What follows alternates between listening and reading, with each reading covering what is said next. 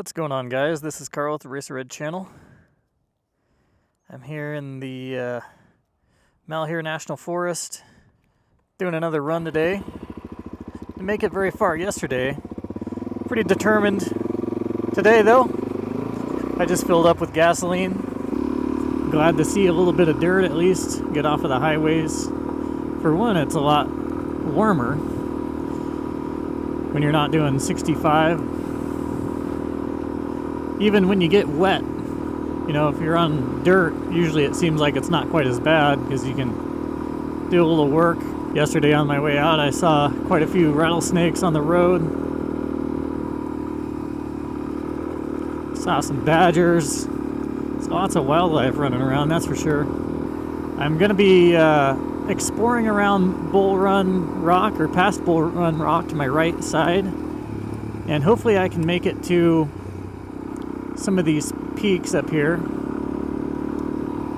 I'm not totally counting on it, but figured I'd give it a shot.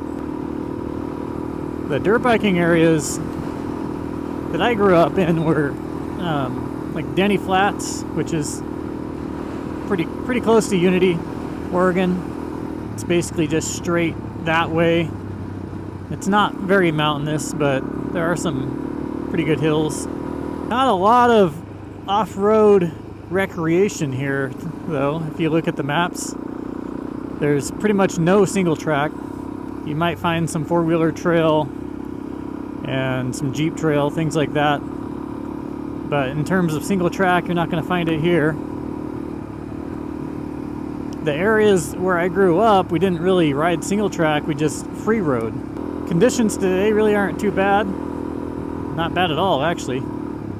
As long as I don't get wet, it's pretty much perfect. I think most of this is just dispersed camping area, non-paid spots. Wow, there's pavement back in here. According to my map, I'll be making it to some off-road area pretty quickly. No single track, but there will be some nice Jeep trail going up into the higher elevations. But one thing about riding way back in here like this is you don't want things to go wrong. You gotta ride conservatively and ride within your limits. It's not like I'm sliding the bike around right now or anything. I'm not doing anything crazy. I'd be laying there for a while before somebody came and found me. This is actually the reason why I don't have a hardcore lightweight dual sport anymore, is because I didn't want to use it for what its purpose was. I mean, that thing, the hardcore dual sport bikes, you can ride the highways just like I did today so far, but then you go off into the single track, and single track's really high impact and pretty high likelihood that you're going to break something on your bike. You don't want to be somewhere that you can't get out of. This bike is a step back from that. A little less likely for me to get stuck back in the middle of nowhere with this thing, because I'm not going to take this thing on real hardcore single track most of the time. This thing has a 5-speed transmission and it's geared to do 100 miles per hour. Pretty steep, pretty narrow, and it's paved. So crazy.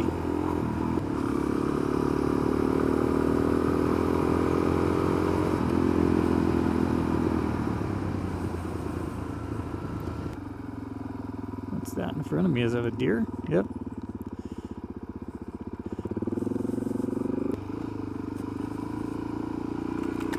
Wow. This is not a road anymore. Holy smokes, look at that. Some serious mileage to do. Who knows, maybe.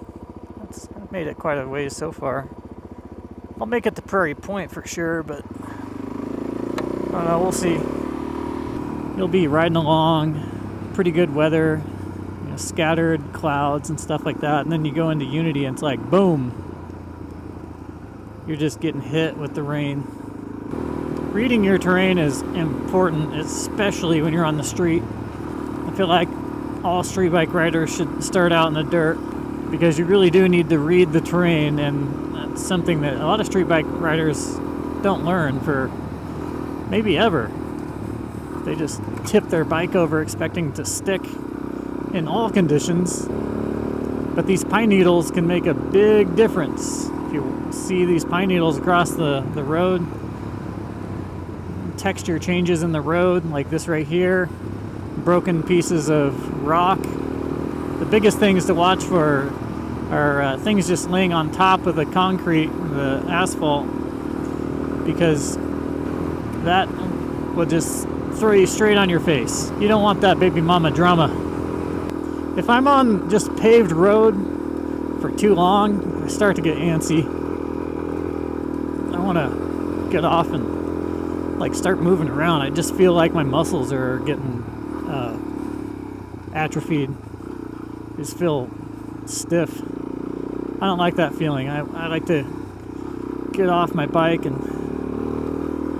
start burning some calories. So there's a lookout somewhere over here. Oh shoot. Oh shoot.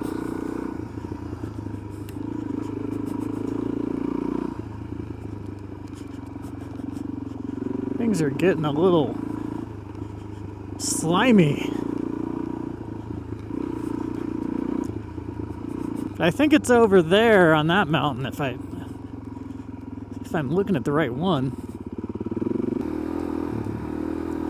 A lot of wildflowers back in here, that's for sure.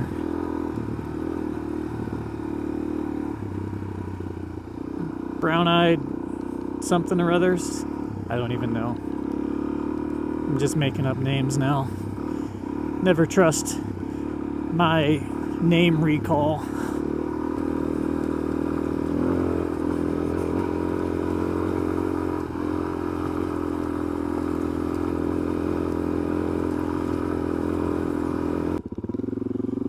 There's fresh tracks in here, dirt bike tracks.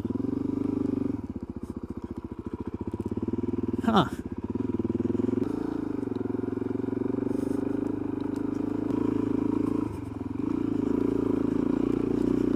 Oh my. Oh, there's some gnarly stuff.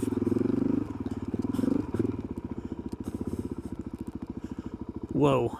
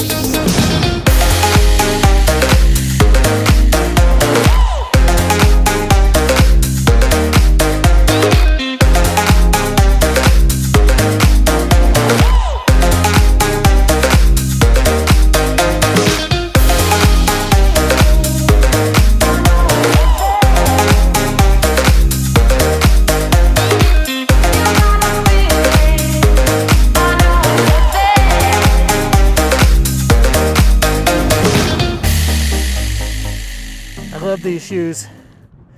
They're leather. They protect your ankles. Basically like riding with riding boots without the shin protection. Behind me, there's Lone Rock over there. Across the way, there is camping all down this ravine. There's really good camping up here. It's really pretty this time of year. Lots of greenery. Really, really pretty area. This is Eastern Oregon. This is the Malheur National Forest. A lot of the stuff that they have labeled as roads up here is just like trail pretty much, so it's actually pretty good stuff. But anyways, this is the ending view here before I head back down the mountain, back into Unity, Oregon.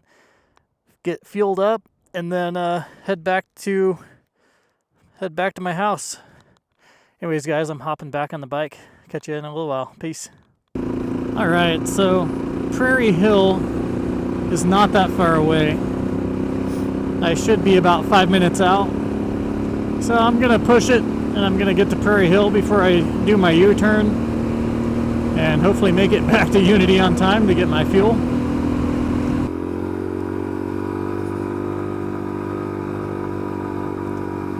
Should only be 80 miles by the time I get back to that station. So my only concern would have to be getting there before they close. And even then, if I have to, I can call them.